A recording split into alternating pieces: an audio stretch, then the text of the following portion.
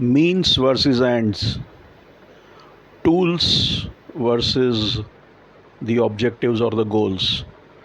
I think this is something that many people are confused about, or they lack clarity about this. For example, is money a means or is it an end in itself?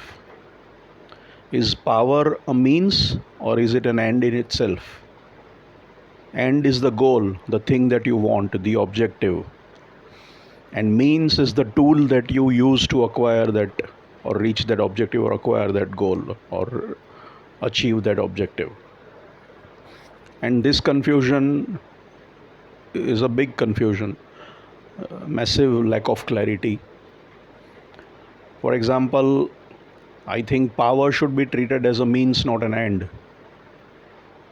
Political power or any form of power. We earlier discussed about power, and I said we use power in the physical world to move things, for motion, for speed, to overcome inertia, to move things, you know, to get momentum, velocity.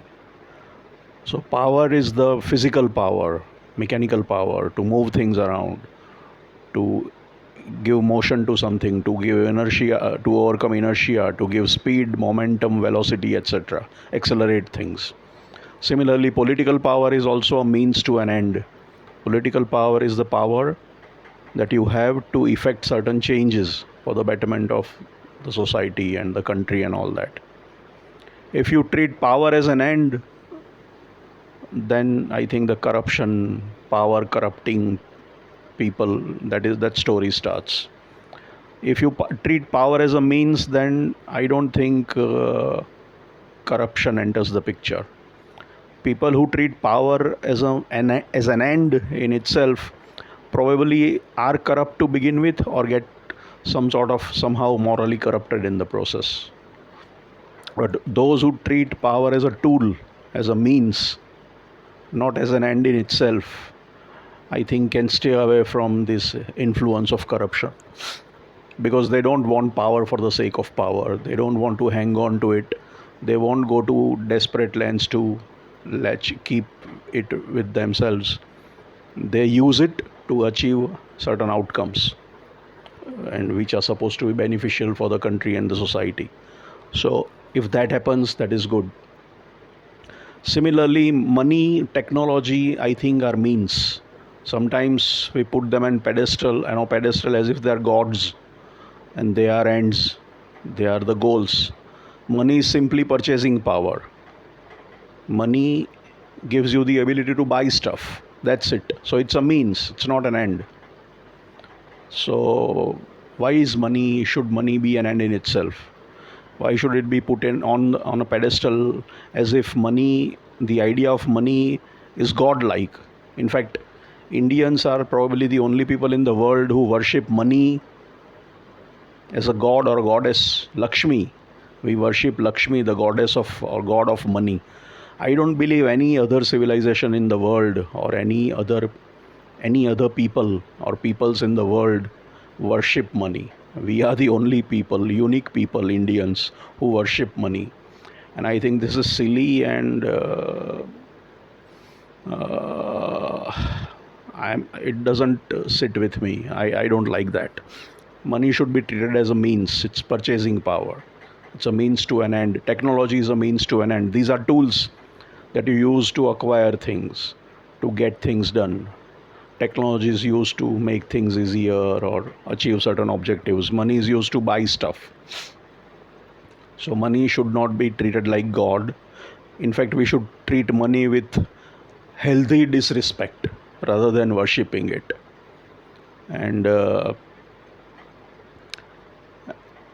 power, also politicians get confused sometimes. They spend money to gain power, and they use power to gain money. So it's kind of a dog chasing his tail, circular sort of a thing. So what do they want? Do they want money or power? And both are stupid, ridiculous ends in themselves. Money is also a means, and power is also a means. You use money to buy stuff, maybe acquire power, but then you use power again to get things done, to do good for society or for the country. And that way it won't corrupt you. If you treat power as an end, it will corrupt you. It's likely to corrupt you. Or maybe only the corrupt have that sort of a mindset or mentality. So, and money gives you power only if you are willing to spend it. There are rich people, and money can give power. But if they are unable to part with their money, then it doesn't give them any power. There are people who want money, and they will be hanging around these rich people and people with money. But if they see that these rich guys don't want to spend any money, then they will go away. So money will give you power only when people around you see that you are willing to spend it. Then they are willing to accept that you are powerful. But if they see a rich guy who is stingy, who is a miser, then they see that this guy is never going to spend any money. So why would they be obsequious to that guy or listen to what he says and be influenced by him? Because they are after him just for money, and his money gives him power. His willingness or potential willingness to spend that money. So just keeping money and not spending it will not even give you any power. Money will give you power when people notice that you are willing to spend money and they are interested in your money, so they will accept your power. That is also something pretty simple.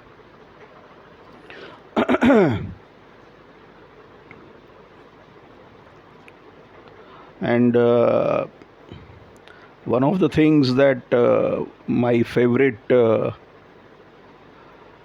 I earlier mentioned a bestseller called In Search of Excellence, written by Tom Peters, one of the writers. The other writer, I have forgotten his name, who two McKinsey consultants who studied best companies and then came out with their findings in the form of a book called In Search of Excellence. And there is a quote in that book: profit is like health, you need it, and the more the better, but it's not why you exist, it's not the reason you exist. I'll repeat: profit or money for an organization is like health. You need health. The more healthier you are, the better off you are. Everybody wants to be healthy, but you don't exist for health. If you are healthy, that is good, then you can enjoy your life for other things. Health is not your objective. Health is an enabler to enjoy life and to do other things, to climb Mount Everest or do whatever it is that you want to do. A sick person can't do anything. So profit and money should be treated like health. But you don't run after health. Health is necessary so that you can run after the other things that you want in life. So this is a very good quote, and I thought I would like to share it with you. These are my personal values, not necessarily something that others would share, but these make intellectual sense to me as well as moral sense to me. That's why I thought I would share, and there is some logical clarity here also, which might be useful to people. So we must try to be clear about what is a means and what is the end. This particular thing is a means or an end. Is it something that we use to get the other thing that we want, or that itself is the thing that we want? Whether it is money, power, technology, whatever it is it a means for us or is it an end in itself? We must be clear about it. Many people are not clear about it, and they muddle through life without gaining any clarity about it, and they are confused most of the time. So one must at least avoid that trap, if nothing else. Thank you.